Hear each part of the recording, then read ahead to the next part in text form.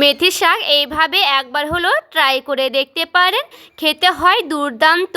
মেথি শাক দারুণ উপকারী, ছোট থেকে বড় সবাই কিন্তু চেটে পুটে খাবে। নমস্কার বন্ধুরা, অমৃতায়নী কুকিং চ্যানেলে সবাইকে স্বাগত জানিয়ে আবারও চলে এসেছি। তো যে সকল বন্ধুরা আমার চ্যানেলে নতুন হয়ে এসেছেন, যারা প্লিজ চ্যানেলটি সাবস্ক্রাইব করে আমার পাশে থাকবেন, আর যারা ফেসবুক থেকে দেখছেন তারা পেজটাকে ফলো করে রাখবেন। তো স্কিপ না করে পুরো ভিডিওটি দেখার অনুরোধ রইল। তো চলুন লাইক দিয়ে ভিডিওটি দেখা শুরু করবেন, ভিডিওটি শেয়ার করি। এখানে দেখুন বন্ধুরা, নিয়ে নিয়েছি মেথির শাক।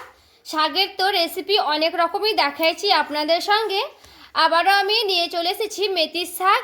বন্ধুরা, শাক কিন্তু শরীরের পক্ষে খাওয়া খুবই উপকারী। তো আমি আজকে মেথির শাক নিয়ে চলে এসেছি। তো শাকগুলোকে খুব ভালো মতো করে প্রথমে বেছে নেব। তো আমি কিন্তু পাতাগুলো নেব আর ডালগুলো কিন্তু বাদ দিয়ে দিচ্ছি। তো সবগুলোকে শাক আমি এইভাবে খুব ভালো মতো করে কিন্তু বেছে নেব। তো দেখুন এইভাবে কিন্তু আমি বেছে নিচ্ছি। তো দেখুন বন্ধুরা, আমি কিন্তু এইভাবে সবগুলো শাক কিন্তু বেছে নিচ্ছি, মানে ডালগুলোকে বাদ দিয়ে, আর সেই পাতাগুলো শুধু নেব। তো এইভাবে কিন্তু আমি বেছে নিচ্ছি। দেখুন বন্ধুরা, আমি কিন্তু সবগুলো শাক বেছে নিয়েছি, ডাল কিন্তু আমি বাদ দিয়ে নিয়েছি। তো আমি কিন্তু সবগুলো শাক বাছানো হয়ে গেছে দেখুন। তো শাকটাকে কিন্তু আমি আগে মানে কেটে নেব, তারপরে ধোবো। আর কিন্তু আগে ধুয়ে নিলেও হবে, ধুয়ে নিয়ে তারপরে কিন্তু কেটে নিলেও হবে। তো আমি কিন্তু আগে কেটে নিচ্ছি, তারপরে ধুয়ে নেব। বন্ধুরা, এখানে আমি একটা আলু নিয়েছি, আলুটাকে খুব ভালো মতো করে ছিলে নিচ্ছি। আলুটাকে কিন্তু ধুয়ে নিয়েছি, এবার আমি আলুটাকে কেটে নেব। তো আলুটাকে কিন্তু আমি পিস পিস করে কেটে নিচ্ছি। তো আমি আলুটাকে এইভাবেই কাটছি, ছোট ছোট করে পিস পিস করে।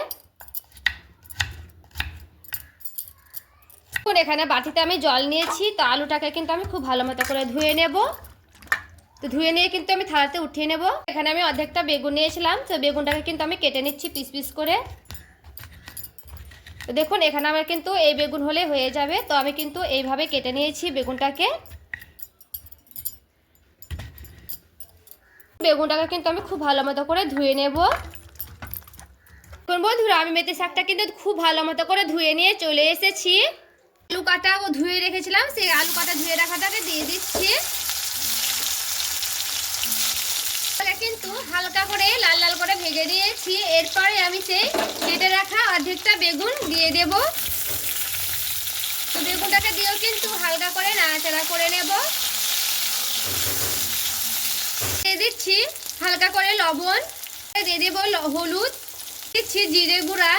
পরে খুব ভালো মতো করে নাড়াচাড়া করে নেব। এখানে দেখুন বন্ধুরা, সেই শাকটাকে ধুয়ে রেখেছিলাম। এবার আমি শাকগুলোকে দিয়ে দিচ্ছি, সেই মেথির শাকগুলোকে। শাকটাকে দিয়ে একটু ভালো মতো করে নাড়াচাড়া করে নেব।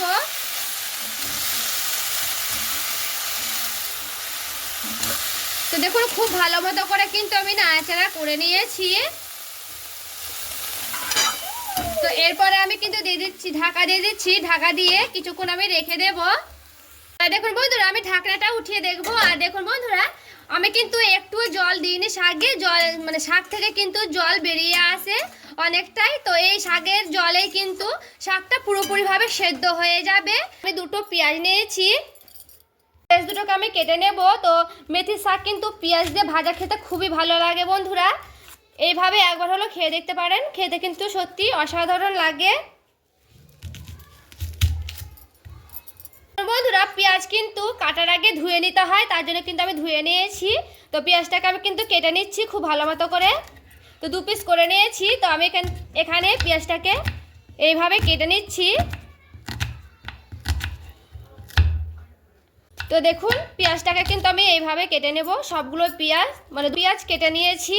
তো আমার এখানে দুটো পেঁয়াজ কিন্তু কাটানো হয়ে গেছে। এবারে কিন্তু ঢাকনাটা উঠিয়ে দেখবো। আর দেখুন, শাকটা কিন্তু একেবারে সেদ্ধ হয়ে গেছে, আর বেগুন আর আলুগুলো কিন্তু সেদ্ধ হয়ে গেছে। তো এইভাবে কিন্তু একেবারে সেদ্ধ করে নিতে হবে। আর শাকটাও দেখবেন একেবারে জলটা শুকিয়ে, মানে জলটাকে একেবারে শুকিয়ে নেবে শাকটা দিয়ে, একেবারে শুকনো শুকনো হয়ে যাবে। তো এখানে কিন্তু আমার মানে শাকটা পুরোপুরিভাবে রেডি হয়ে গেছে। আর দেখুন শাকটা দেখাচ্ছি, এই যে দেখুন সেদ্ধ হয়ে গেছে। এটা কিন্তু একেবারে গলে যাবে না, না গলে গেলেও কিন্তু কোনো ব্যাপার নাই, এইভাবেই থাকবে। তো এটা নামিয়ে নিচ্ছি, তারপরে আবারও ফিরে আসছি। কড়াইটাকে শাকগুলোকে নামিয়ে নিয়েছি। তো আমি একটু ভালো মতো করে পরিষ্কার করে নিলাম। কড়াইয়ের ওপরে আমি দিয়ে দিচ্ছি তেল। কেটে রাখা পেঁয়াজগুলোকে দিয়ে দিব। পেঁয়াজটাকে আমি খুব ভালো মতো করে ভেজে নেব। দেখুন পেঁয়াজটা কিন্তু এইভাবে ভেজে নিলে হয়ে যাবে। তো এই পেঁয়াজের ওপরে আমি সেই শাকগুলোকে দিয়ে দিচ্ছি। শাকটাকে দিয়ে খুব ভালো মতো করে নাড়াচাড়া করে নেব। আর শাকটা কিন্তু এইভাবে রান্না করলে পেঁয়াজগুলোর সঙ্গে খেতে কিন্তু খুবই ভালো লাগবে। তো দেখুন এইভাবে কিন্তু খুব ভালো মতো করে আমি নাড়াচাড়া করে নেব। আর দেখুন বন্ধুরা মেথি শাকটা কিন্তু একেবারে নরম হয়ে গেছে। তো দেখুন এইভাবে কিন্তু আমি আলুগুলোকে একটু করে এইভাবে ভেঙে ভেঙে দেব।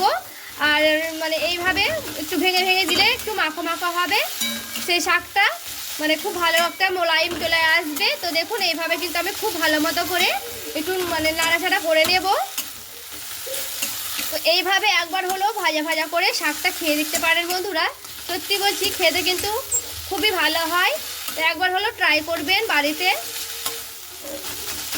তো আমি কিন্তু এইভাবে আলুগুলোকে খুব ভালো মতো করে ভেঙে ভেঙে দিচ্ছি। বন্ধুরা শাকটা কিন্তু পুরোপুরিভাবে রেডি হয়ে গেছে। এবার আমি নামিয়ে নেব, তারপরে আবারও দেখাচ্ছি। আর দেখুন বন্ধুরা মেথি শাকটা আমি রেডি করে নিয়ে চলে এসেছি। আর দেখুন দেখতে কতটা লোভনীয় হয়েছে। আর পেঁয়াজগুলো দেখুন এইভাবে কিন্তু থাকবে, ভাজা ভাজা করে রান্না করলে খেতেও কিন্তু দুর্দান্ত হয়। যারা পেঁয়াজ খাবেন না তারা স্কিপ করে নিতে পারেন পেঁয়াজটা। তো বন্ধুরা আজকে মেথি শাকের রেসিপি কেমন হয়েছে আপনাদের অবশ্যই আমায় কমেন্ট করে জানাতে ভুলবেন না। এইভাবে যদি মেথি শাক রান্না করেন বন্ধুরা এক থালা ভাত নিমিশে কিন্তু শেষ করে নেবেন। এই শাক দিয়ে কিন্তু পুরো ভাত খেয়ে নিতে পারবেন। আর খেতে কিন্তু দুর্দান্ত হয়। যে একটা তেতো ভাব লাগে, তেতো ছাড়াই কিন্তু মেথির শাক এইভাবে মানে রান্না করলে তেতো কিন্তু লাগবে না, একেবারে কিন্তু তেতো লাগবে না। খেতে ছোট বড় সবাই কিন্তু খাবে এইভাবে রান্না করলে। তো আজকের রেসিপি ভালো লেগে থাকলে প্লিজ একটি লাইক করবেন আর চ্যানেলটাকে সাবস্ক্রাইব করে আমার পাশেই থেকে যাবেন। তো দেখা হচ্ছে আরও একটি রেসিপির সঙ্গে। সবাই ভালো থাকবেন, সুস্থ থাকবেন।